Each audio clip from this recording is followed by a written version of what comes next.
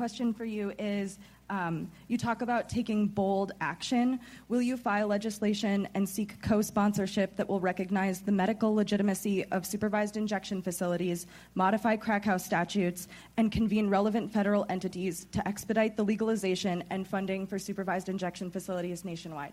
So let me start with what I think is the answer overall. I believe in science. Can we just stop there?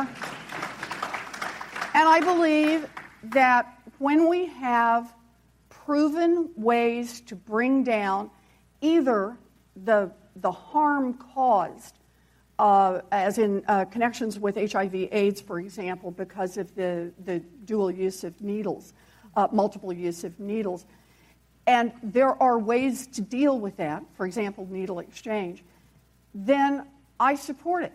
When the science shows that that supervised injection helps reduce death and helps people get into programs that will help them, then I support whatever the science shows. I have raised this in hearings in the HELP committee and asked our witnesses, asked experts to testify on this, asked people who are up to be nominated what their position is. And actually, I have to say this, gotten very good responses from people who want positions in our government, in our health care, who say they will be guided by the science. And I think that is the right way to do this.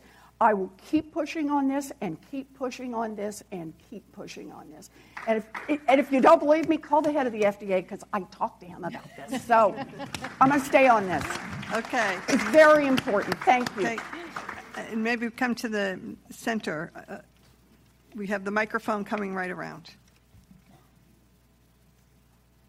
Yeah? Okay. You want to stand up? Yes. Hi. Hi. My name is Kumbasa. Kumasa? Kumba. Kumba. Yeah, I'm from Africa, Liberia, to be specific. And I just want to thank you, Senator Elizabeth Warren, for the great initiative you are embarked on. With all what you have stated, I came from a country where we suffer Ebola virus in 2014 in West Africa, Sierra Leone, Liberia, and Guinea. And the virus was as such that we didn't know the root causes of it, which took away many lives. Yes. But in this situation, you just mentioned, we all know the opioid has a root cause. Yes. And the root cause is if I am sick, I go to see the doctor. Yes. And the doctor prescribes for me and advise me take 3 times a day, either 2 tablets on each side of the drugs. And I take it and I become overdose or I become a victim of circumstances. Mm-hmm. And we know very well that these manufacturing companies, they should be held responsible. And the doctors who also prescribe in those medical facilities, they should know the danger and the aftermath of this prescription. Yes. So if one is prescribed and taking these drugs and this person is victim of the circumstances, don't we see reason where we should fight this cause? Yes. This is a David and Goliath case in the Bible because we should put aside our fears and face the reality because we know where the problem comes from and we know the root cause. If we know the root cause of the problem, then we have a solution at hand. So we should work with the tools that we have as an evidence and to fight this great cause. Good. Thank you. Good. Thank you. I'm good. Just call someone else. She's got it. Good. So on the matter of doctors prescribing, I can speak for a community health center, which I think is for our health center, but I can say is likely true for all community health centers. Prescribing of opioids by physicians is greatly on decline and is not the first line of choice for treating pain. At Lowell Community Health Center, really what we focus on our alternative pain approaches. So it could be patches, anti-inflammatory drugs, and we're really promoting acupuncture and massage therapy. And so I think what you'll see across primary care settings is a lot less prescribing of opioids and contributing to the epidemic. Good. Great. Thank you. Our Thank you. Hi, Senator. My name is Tony Duffy. Thank you so much for holding this forum. And I appreciate everybody's thoughts, and your approaches are very reasonable and very thoughtful, and I appreciate that. I'm on the other side of this. My mother is a chronic pain patient, so she has conditions in her body for which medical science has failed to produce effective treatments. And she relies on these medications. I've fought for her for 20 years in doctors' offices where the presumption is that she's drug-seeking. And there's a lot of patients like my mom who are being kicked off of their medications because there's a lot of legislative and regulatory activity around this right now. And so I guess I would make a request and a question. My request is, please include patients like my mom in policy decisions and in your approach, because we're being swept up in this. Yeah. And my question is, how would you ensure that patients like my mom aren't casualties of this war on the opioid addiction? I can let Sue do this, but I do want to say on this, we do have to be careful. We all talk about the pendulum swinging, and I think it's been very clear. The pendulum swung way too far in doctors. May not have been here at the Community Health Center, but in doctors that overprescribed. And doctors who were rated, by the way, in performance as patients left the hospitals and filled out their sheets about how were you treated in the hospital. And one of the questions was, did you have any pain? And if your answer was yes, the doctor was rated down and the hospital was rated down. Well, guess what happens under those circumstances, right? Much easier to give people more on that side. So getting the balance right is an important part of it. But if I can, I'm going to use this as an excuse to talk about one other part of it. And that is, one of the things we've done is failed to do enough research in this area.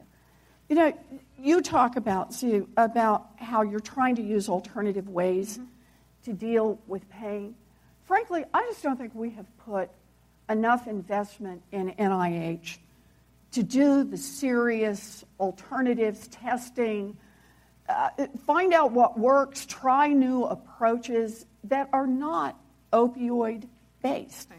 And so one of the things we do in this bill, we've got $100 billion. This is mostly going down to the community level, but we slice off a piece of this for more research on pain, for alternative ways to help your mother, and I mean really be able to help, but without the risks that come along with the opioid prescriptions, or maybe ways that she can get by with fewer opioids if she's got something else that's more helpful. It's something we should pursue. In the same way that there's another piece of research we should pursue, I think, much more aggressively. And I raise this every chance I get when I'm able to talk with the head of the National Institutes of Health, and that is the other side about better research on how to help people get free of opioids. Yeah. What we have some medication assisted. I thought you were going to include that one in your list of things we ought to be working on, but medication assisted treatments. But I feel like in these, we're just in the front edge of them. Given the size of this crisis, given how deep this crisis is, this is a place where we should be putting some real energy into the research to figure out if there are better ways when someone comes in and says, I've had it, I need help, better ways to help them get to a better position. So good, but thank you for the question. Oh, thank looks you. Like she has a follow-up. Yeah, she has a follow-up. Sure. My concern with that is that for some people, opioids, that's really it. Acupuncture I understand that. That's where we are today. Right. But there'll be somebody else's mother 5 years from now or 10 years from now or 20 years from now that if we invest in the research may have alternatives. And that's all I'm talking about. This isn't about prescribing today. This is about investing in research so that in the future we have fewer people who have only this narrow range of options available to them. That's all I want to see. Conversation for protection of people with genuine physical Of course pain. there is. It's still a doctor-patient relationship. And no one's trying to destroy the doctor-patient relationship. Yeah. Well, that's certainly not in anything that we're trying to do here. Yeah. Good. Sounds good. I do just have to add, it was interesting. I had a conversation today with one of our infectious disease physicians struggling with this very question. Every individual who's suffering from a substance use disorder or from a pain condition, these are complicated cases. And she's dealing with a patient right now who is an opioid user and is also facing terminal cancer. And so there is no other choice for this patient but to continue with a prescription for opioids. And so it is not black and white. And I think that's what's so, it kind of goes to my earlier point. This is complicated. This is a chronic condition. It's not a one-size-fits-all. The pendulum can't swing back and forth. And once we appreciate and value it as a chronic condition and we're thoughtful, and what I like about your proposal is the funding is it does put a lot of funding into research because we do need some new alternatives. So I hear you loud and clear. Yeah. Right. Thank you. We have a microphone. Who has the microphone? We got one out in the audience. Here's one. There's a There microphone. we go. If you can maybe come to this side. So my name's Jack Bove. I'm an officer with College Democrats here on campus. I'm 18, so I've only been politically involved for a few years. But I think that the steps that you've taken to hold corporations accountable are good steps, but do you feel that you could be harsher on these companies without losing bipartisan support? Because in just the last few years with Wells Fargo and Equifax, I've seen these corporations make gross errors and be punished far too gently. So not that I wish to criticize your bill at all. Do you think that in the future there's room to be more punitive? So, Jack, you don't have to preach to me about Equifax and Wells Fargo. But actually, here's the point I'm really trying to get to, is that fining corporations demonstrably does not change behavior enough. And there is no better example of that than Wells Fargo. Wells Fargo had already paid fines and for tricking their customers at the very same time that they were starting to run the scam to open fake accounts for their customers. And then they pay the fine on the fake accounts for their customers, only for the regulators to discover that at the same time they were running a scam on car insurance, and on and on. And why? Because so long as corporations can pay a fine, it just becomes a cost of doing business. So what I'm pushing for is that we need to get the attention of the people who run these corporations. And for me, that's true whether we're talking about Wells Fargo, Equifax, or a giant pharmaceutical company that's pushing opioids. And what I'm doing, we don't need to talk about punitive. I think of this as just making sure that everyone's incentives are aligned and that every CEO feels personally on the line that their corporation follow the law. And that's what I'm trying to drive for here. So just by way of comparison, by the way, this is why I called in Wells Fargo for John Stumpf to be fired. He resigned. I'll take that. Why I believed it was appropriate for every member of the board of directors who was there when Wells Fargo cheated its customers in these massive scams should be pushed out the door. And I'm going to keep working on it that way because in my view right now, this is a big problem in America. It's not just a pharmaceutical problem, it's a problem across the board. And that is that there's no sense of accountability for the people who run these giant corporations. And if they don't feel any sense of accountability, then we will never get these corporations to abide by the law. So I'm with you, Jack, but let's think of this as just aligning incentives. Can we be good on that? Okay, we got it. Thank you. Great. Thank you. Okay, we have one down front here. Here we go.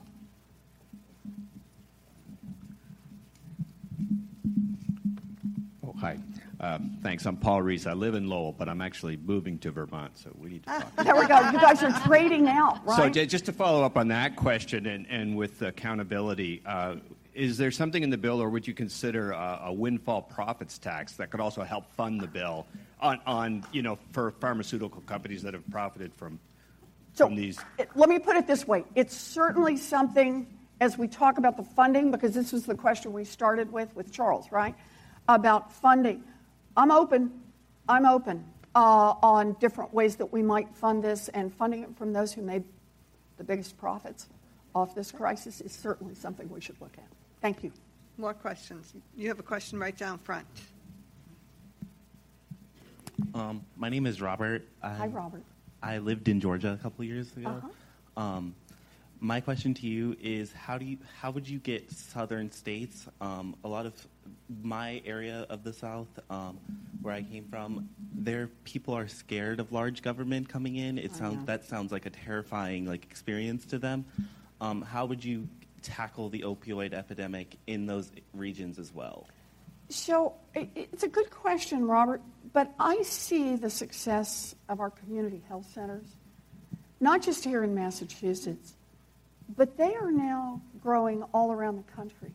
This is actually one of the really amazing side effects of the Affordable Care Act, has been to help people get more access to community health. They're trusted partners throughout rural areas, throughout the South, and I'm hopeful that when they have more resources to deal with this problem, they can do more outreach, they can make it clear that treatment is available, and they can help sustain people over a long period of time. I often think about why so many people walk through the door at a community health center, and I think a big part of that is because the first person who walks through is treated well, and when they leave, they talk to 2 more people, and 4 more people, and 6 more people, and more people keep walking through the door. And they're all treated well. They're treated with respect, they're treated with dignity, and their medical problems are dealt with. All I want to do is help them be able to do that when we're talking about addiction issues, the way they do it when we talk about broken legs and cancer. So that's the best. I hope that's going to work, Robert. Okay. How about right on the end here, this gentleman right here? Hey, thank you. My name is Russ Golden. I'm from Lowell. Hi, Russ. And I may be the only one here who's actually under the influence of an opioid as I speak. I took one before I left, and if I was going to stop raising my hand because it hurts to do that. And once the opioid would wear off, which is going to be shortly, it'd be hard for me to participate. Yeah. Yesterday I went down to Walgreens. Another pain medication was given to me. Gabapentin was tried. It makes me sick. And I have cysts, in my spine and stuff. So, and I went down to Walgreens and said, geez, I should take this new medication that also made me sick and just give it back to them. They wouldn't take it. Yeah.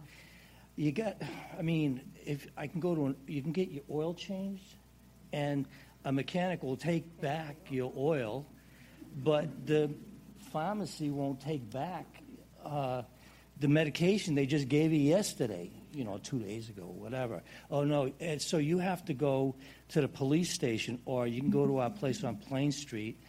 And, of course, I don't drive, so I don't plan on being on Plain Street. I might pass by the police station at some point in time, but talk about being in my home. That pain medication is not an opioid, but it's in my home. Mm-hmm. It doesn't need to be there for any reason at all. Other than that, it's cleared out. When I was in Lowell General Hospital for kidney stones. You know, here you got a guy with chronic pain. Now I got to deal with kidney stones. The opioids were useless until you got to fentanyl. And then because I'm on Norco, they're going to discharge me when Norco was ineffective. And yet they want to put down, for a discharge, this is what they're doing. They want to put down some way of discharging me because my insurance is going to run out. They want to discharge me and have it down on the record that they've solved the problem and I got to get out of the hospital and free up their bed. They didn't solve any problem. I was in pain as soon as I left. I had to call the doctor, get sleeping pills so I could go to sleep and things like this. But I really want to kind of go back to what she was saying, is that I'm a guy on chronic pain, and I have doctors who, it's almost